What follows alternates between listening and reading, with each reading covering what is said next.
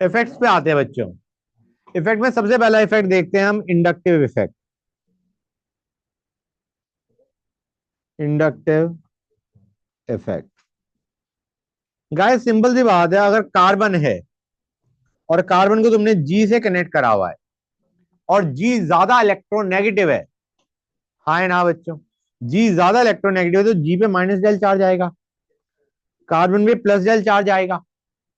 अगर जी ज्यादा इलेक्ट्रोनेगेटिव है तो कार्बन पे प्लस डेल आएगा, जी पे माइनस डेल चार्ज आएगा। राइट बच्चों, अगर जी ज्यादा इलेक्ट्रोनेगेटिव है तो। अब इसको हम दो तरीके से बोल सकते हैं, या तो हम कह सकते हैं G is pulling electrons from carbon, ये कह सकते हैं, या फिर हम इसको अदर वे में कह सकते हैं carbon is donating electrons to G. समझ में आया नहीं आया बच्चों? गुड। अब अगर मैं ये लेता हूं जी, जी इज योर इलेक्ट्रोनेगेटिव एटम या ग्रुप ऑफ एटम्स। मैं एक एग्जांपल ही लेता हूं, सपोजिंग मैंने ले लिया बी आर, तो बी आर पे माइनस जेल आएगा और जो अटैच कार्बन है बी आर से, ठीक है ना, उस पे प्लस जेल आएगा। गुड, क्योंकि इलेक्ट्रॉन्स पुल है। अब ये कहेगा यार मेरे पास इलेक्ट्रॉन की कमी आ गई कार्बन के पास, जो जस्ट ब्रोमीन से अटैच है।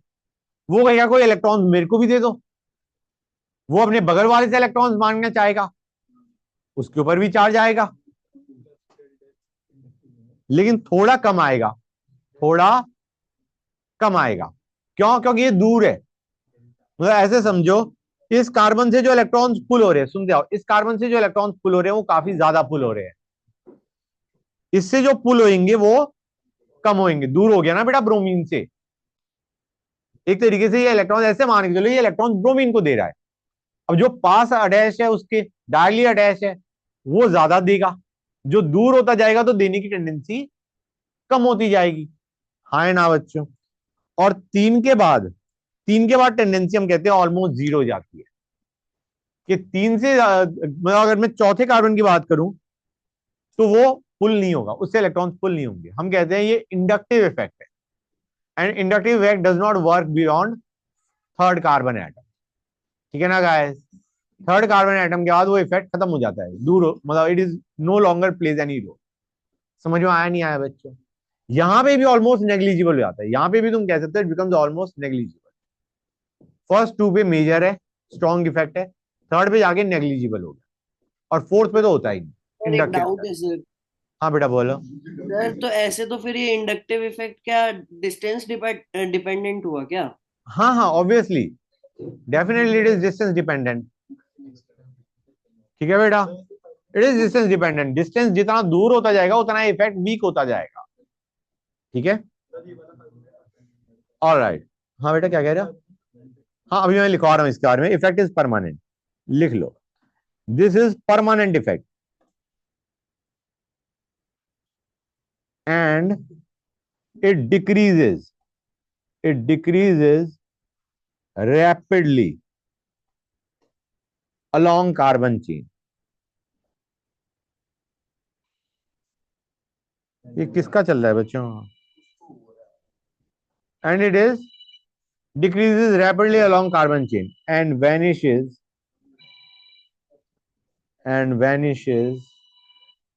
सीरियसली किसका बज रहा है फोन? हाँ, it decreases rapidly along carbon chain and vanishes after 3 bonds। 3 bond के बाद खत्म। ठीक है बच्चों, अब हमने कहा, यहां पे मैंने बताया था इसको दो तरीके से देख सकते हो, कि या तो तुम्हारा इलेक्ट्रोनेगेटिव आइटम है इलेक्ट्रॉन्स को पुल कर रहा है, या कार्बन हमारा इलेक्ट्रॉन्स डोनेट कर रहा है। तो बेटा पुल कौन से इलेक्ट्रॉन्स, पुल कौन करता है इलेक्ट्रॉन्स को? EWG, electron withdrawing groups. जो इलेक्ट्रोनेगेटिव जो इलेक्ट्रोनेगेटिव एटम या ग्रुप ऑफ एटम्स है, उनको हम क्या बोलते हैं? EWG, electron withdrawing group. ये वो हैं जो इलेक्ट्रॉन्स को पुल करते हैं अपनी तरफ, जैसे ब्रोमीन, जैसे ब्रोमीन जो इलेक्ट्रोनेगेटिव एटम से बना हुआ है या इलेक्ट्रोनेगेटिव ग्रुप ऑफ एटम्स है, they exert, they are electron withdrawing, they are electron withdrawing group. समझ में आया नहीं आया बच्चों? ऐसे ही जो इलेक्ट्रॉन्स डोनेट कर रहे हैं उन्हें बोलते हैं इलेक्ट्रॉन डोनेटिंग ग्रुप या electron releasing group. These are electron donating या रिलीजिंग ग्रुप्स, जो इलेक्ट्रॉन्स दे रहे। जैसे यहां पे जो कार्बन था वो क्या था, E D G, electron donating group. Hydrogen था, that was electron withdrawing group. हम कहते हैं अब हमें एक स्टैंडर्ड भी उठाना पड़ेगा कि किसकी डोनेट और पुल करने की टेंडेंसी जीरो है, विड्रॉ करने की और डोनेट करने की टेंडेंसी जीरो है, that is hydrogen atom. Hydrogen का हम कहते हैं इसका आई इफेक्ट, प्लस आई या minus I effect is zero. ना ये इलेक्ट्रॉन डोनेट करना चाह रहा होता, ना ये इलेक्ट्रॉन पुल करना चाह रहा होता। समझ गए गाइस? एच का इफेक्ट इज जीरो। अब अगर किसी का पुलिंग टेंडेंसी एच से ज्यादा है, पुलिंग मतलब इलेक्ट्रॉन पुलिंग टेंडेंसी, ओके बच्चों, तो हम कहेंगे that is a electron withdrawing group. इसको हम क्या बोलते हैं, इलेक्ट्रॉन विड्रॉइंग ग्रुप, या फिर हम इसको ये भी बोल सकते हैं minus I effect exerting group. Okay guys, जिनको हम क्या बोलते हैं, इलेक्ट्रॉन विड्रॉइंग। जिनके इलेक्ट्रॉन पुल करने की टेंडेंसी हाइड्रोजन से ज्यादा है वो इलेक्ट्रॉन विड्रॉइंग ग्रुप हो गए, और जिनकी ये माइनस आई इफेक्ट एक्सर्ट कर रही है और जिनकी डोनेटिंग टेंडेंसी है उनको हम बोलते हैं plus I effect exerting group. अरे समझ में आया ना आया बच्चों? मतलब जो डोनेट कर रहा है उसको हम क्या बोलते हैं, it is exerting plus I effect. और जो इलेक्ट्रॉन, समझ में आया नहीं आया बच्चों? जो इलेक्ट्रॉन डोनेट करने की टेंडेंसी रखता है उसे इलेक्ट्रॉन डोनेटिंग ग्रुप या इलेक्ट्रॉन रिलीजिंग ग्रुप बोलते हैं। जो इलेक्ट्रॉन पुल करने की टेंडेंसी रखता है उसको इलेक्ट्रॉन विड्रॉइंग ग्रुप बोलते हैं। जो विड्रॉ कर रहे हैं उनको हम बोलते हैं they are exerting minus I effect. जो इलेक्ट्रॉन डोनेट कर रहे हैं they are exerting plus I effect. समझ में आया नहीं आया? गुड। तो पहले आ जाते हैं माइनस आई इफेक्ट। बच्चों सपोजिंग नाइट्रोजन है, नाइट्रोजन इलेक्ट्रोनेगेटिव है तो उसकी पुलिंग टेंडेंसी काफी ज्यादा होगी। और अगर मैं नाइट्रोजन में पॉजिटिव चार्ज डाल दूं तो और ज्यादा हो जाएगी। नाइट्रोजन कहेगा यार एक तो मैं वैसे ही इलेक्ट्रोनेगेटिव, ऊपर मेरे ऊपर पॉजिटिव चार्ज डाल दिया, it will very strongly pull electron. तो हम क्या कहेंगे, R4N+, ये सबसे ज्यादा पुलिंग होता है। फिर आता है NO2, नाइट्रोजन इलेक्ट्रोनेगेटिव खुद ठहरा, हाँ है ना। उसके बाद दो ऑक्सीजन जो पुल कर रहे हैं नाइट्रोजन से, नाइट्रोजन जो पुल करेगा कार्बन वगैरह से, हाँ है ना। तो NO2 is a very strong minus I effect exerting group. उसके बाद आता है CN। तुम कहोगे सर यहाँ पे तो कार्बन है, कार्बन की तो नॉर्मली डोनेटिंग टेंडेंसी होनी चाहिए, हाँ है ना। अभी हमने देखा भी था कार्बन इलेक्ट्रॉन्स डोनेट कर रहा होता है। तो गाइज यहाँ पे कार्बन, पहली चीज इसका एस कैरेक्टर ज्यादा है, और दूसरा ये नाइट्रोजन से कनेक्टेड है। नाइट्रोजन कार्बन से पुल करेगा, कार्बन आगे से पुल करेगा। गुड। उसके बाद आता है SO3H। उसके बाद आता है COH, ये रखने का है बच्चों। उसके बाद आता है हैलोजन। हैलोजन में सबसे ज्यादा कौन होगा, किसकी पुलिंग टेंडेंसी सबसे ज्यादा होती है, which is most electronegative? Fluorine. Fluorine then chlorine then bromine then iodine. That's good. फिर OH, फिर NH2। ऑक्सीजन और नाइट्रोजन में कौन ज्यादा पुलिंग है, oxygen, that is why it is more minus I effect exerting group. उसके बाद C triple bond CH। Guys ये कार्बन पुल कर रहा होता है, क्यों? क्योंकि इसके अंदर S कैरेक्टर ज्यादा है। समझ आ रहा है नहीं आ रहा है बच्चों? ये भी माइनस आई इफेक्ट एक्सर्ट कर रहा है।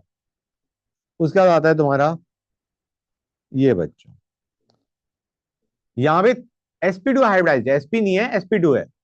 लेकिन ये हो गया इसको पीएच भी बोलते हैं, याद होगा तुम्हें, हमने पीएच फिनाइल, है ना बच्चों। तो आइडिया ये भी पुल कर रहा है लेकिन कम पुल कर रहा है, क्योंकि यहाँ पे कार्बन sp के बजाय sp2 है। जितना s कैरेक्टर कम होता जाएगा उतनी पुलिंग टेंडेंसी कम होती जाएगी।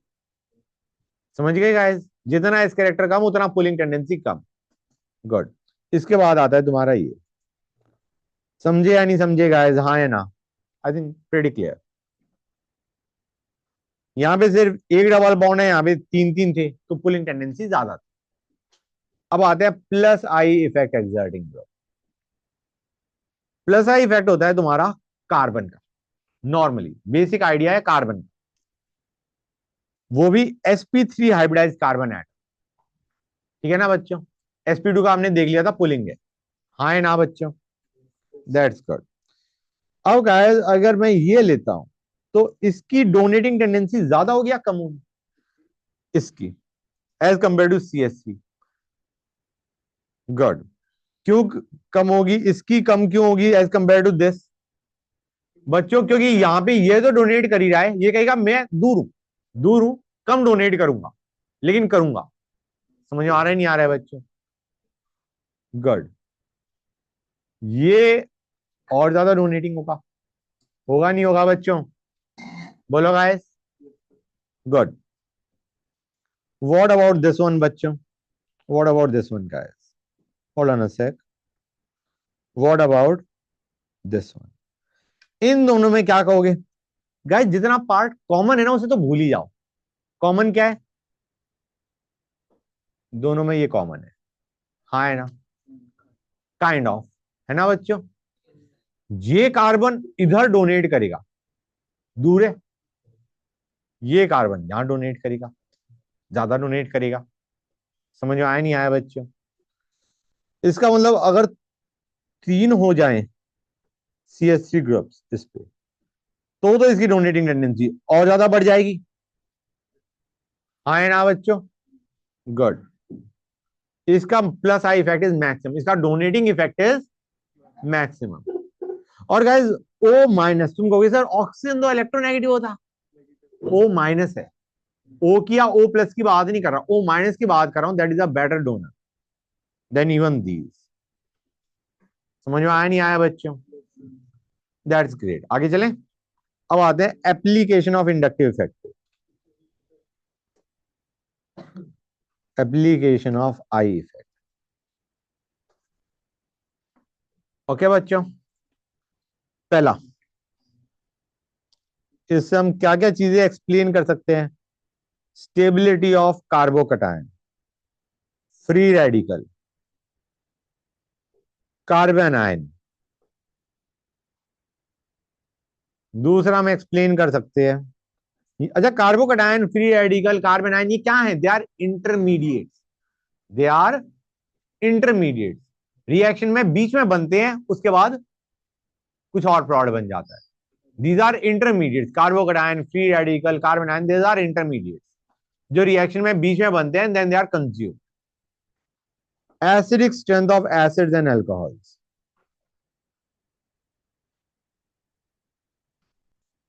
Of acids and alcohols. तीसरा, basic strength of amines. Fourth, reactivity of aldehydes and ketones, basically carbonyl compounds, towards nucleophilic addition reaction। यहां तक समझ गए गाइस? क्या? एसिड्स एंड अल्कोहल, अमीन्स, ये सारी चीजें हम इंडक्टिव इफेक्ट से एक्सप्लेन कर रहे होते हैं। ठीक है बच्चों, यहां तक कोई डाउट गाइस? That's good. तो सबसे पहले आते हैं स्टेबिलिटी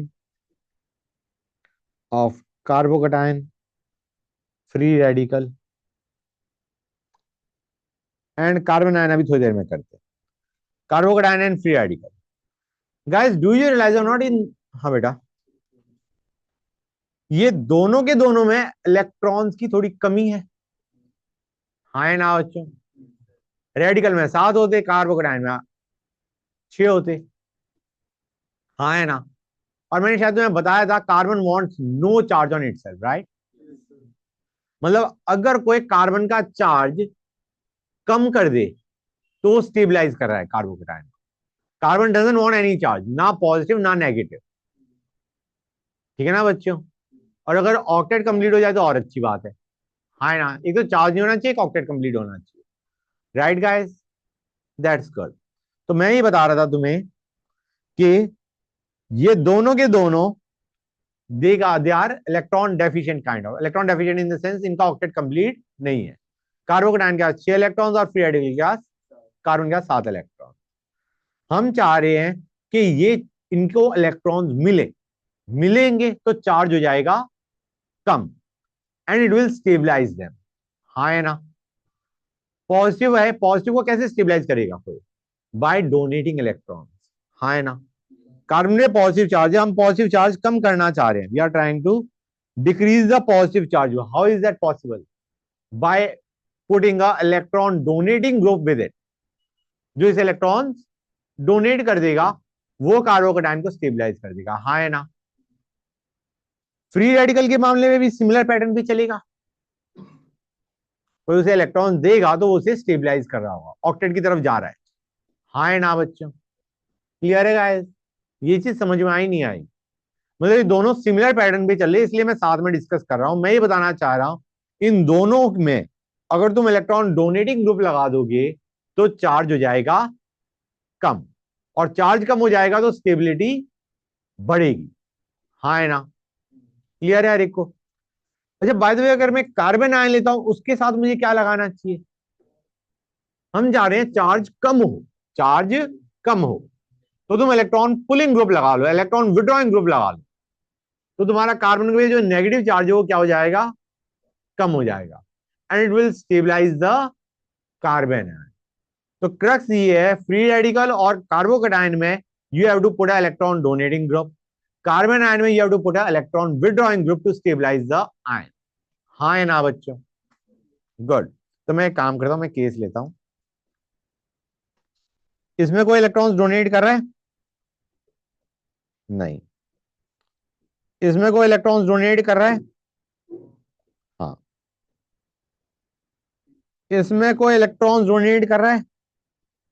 पहले वाले से ज्यादा कर रहे हैं, 2 CSC डोनेट कर रहे हैं।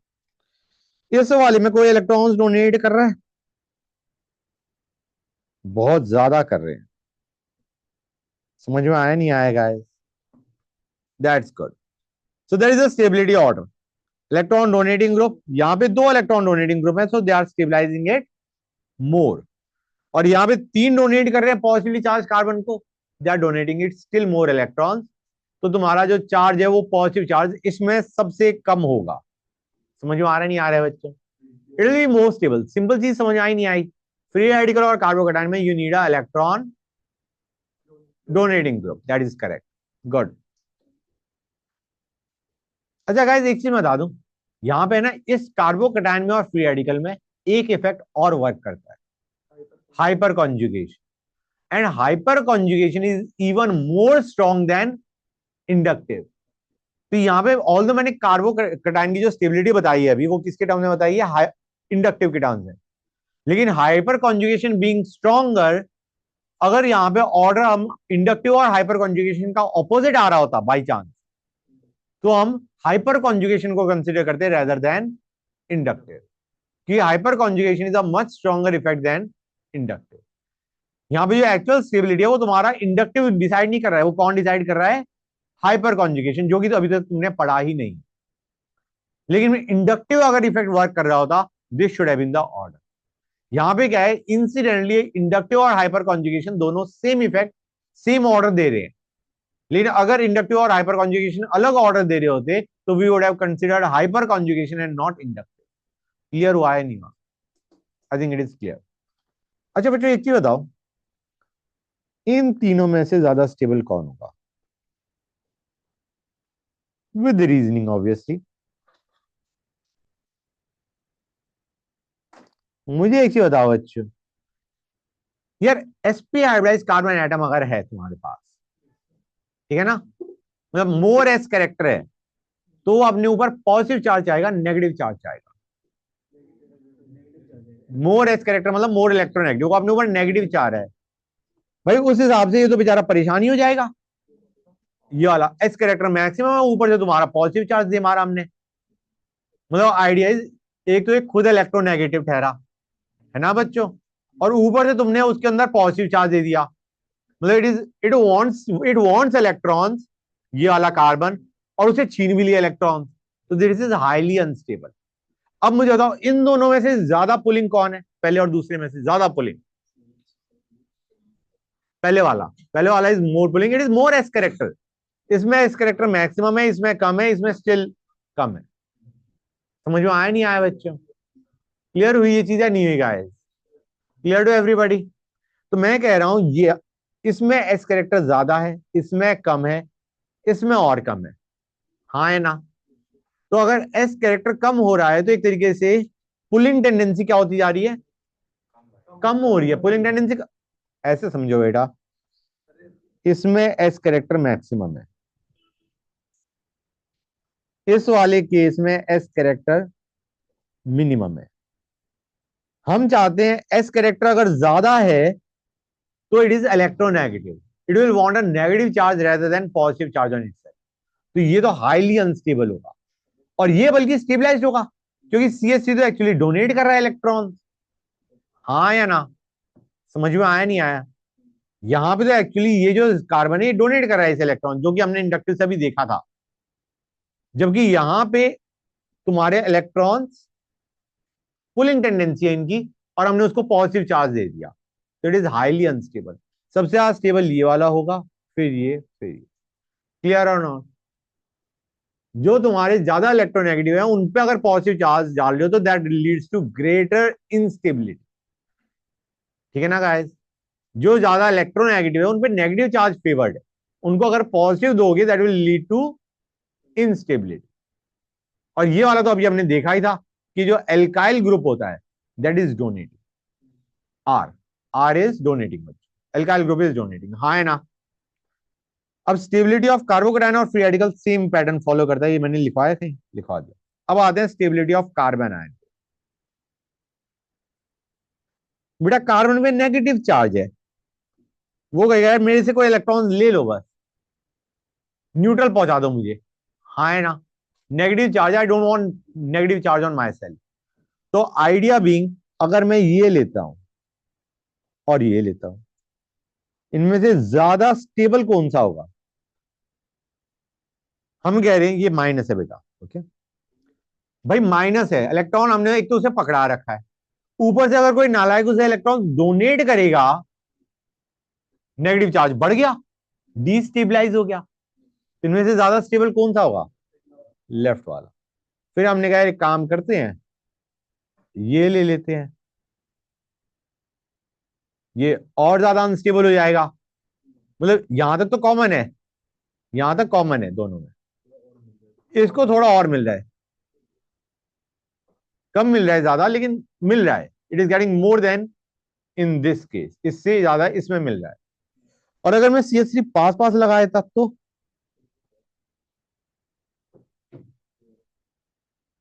होल्ड ऑन सेक बच्चों, ये, और सबसे ज्यादा खतरनाक काम कब हो जाएगा?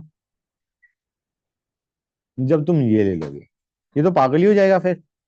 ठीक है, एक तो मेरे को नेगेटिव चार्ज दे दिया, ऊपर से तीन तीन ग्रुप्स मुझे इलेक्ट्रॉन डोनेट कर रहे हैं, leading to very high instability.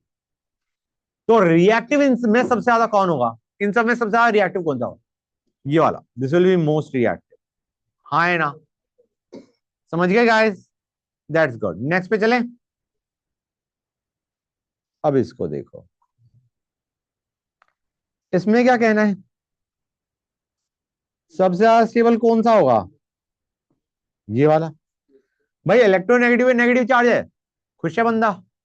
ये थोड़ा कम इलेक्ट्रोनेगेटिव है, तो थोड़ा स्टेबिलिटी थोड़ी कम हो गई, हाँ है ना? तो it is not that electronegative, और हमने से नेगेटिव चार्ज दे रखा है, और ये सबसे ज्यादा अनस्टेबल होगा। एक तो नेगेटिव दे रखा है, ऊपर से कोई नालायक उसे डोनेट भी कर रहा है electron, it will be least stable, most reactive. This is most reactive, this is least reactive. समझ आया नहीं आया? हाँ sure. एक चीज और समझो गाइस, इन दोनों में से which will be a better base? Better base कौन सा होगा इन दोनों में? राइट वाला, जो ज्यादा रिएक्टिव है, जिसका इलेक्ट्रॉन ज्यादा है, वो बेटर डोनर है। लुईस बेस याद है गाइस क्या होता था? Electron donating tendency. ये कहेगा भाई मेरे को तो इलेक्ट्रॉन डोनेट कर रहा है, मैं तो चाह ही रहा हूं कोई ले ले, दे देगा आराम से। It is a very good base. जबकि यहाँ पे इलेक्ट्रोनेगेटिव है, वो कहेगा यार मेरी इलेक्ट्रॉन लेने की टेंडेंसी, देने की नहीं है। इट विल बी अ बेकार बेस। समझ आ रहा नहीं आ रहा? It is a good base, very good base.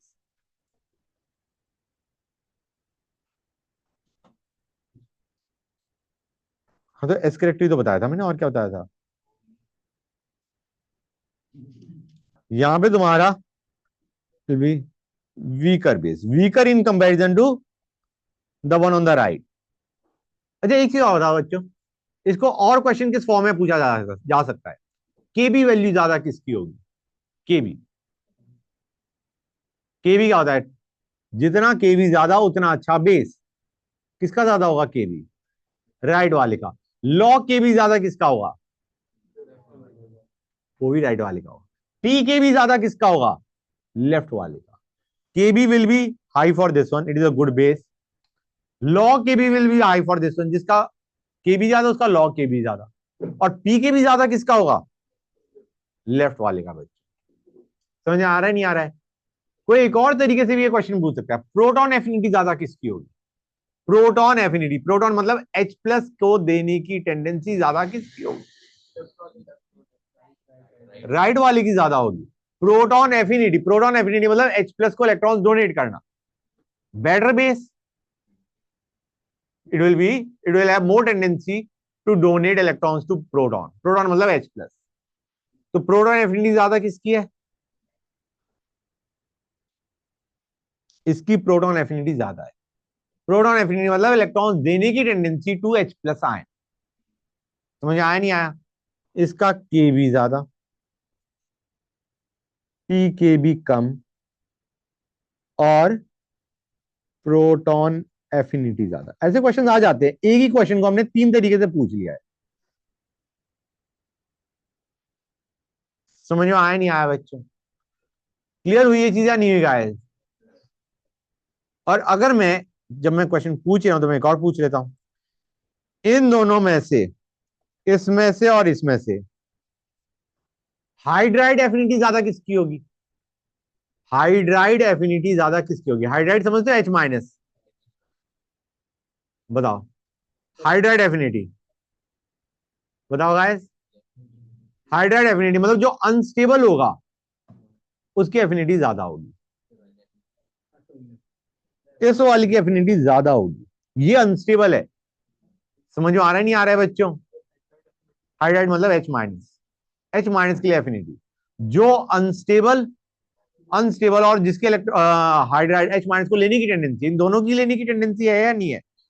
इसकी भी H माइनस लेगा, H माइनस लेगा ये बनाएगा, ये H माइनस लेगा तो CH3 बनाएगा।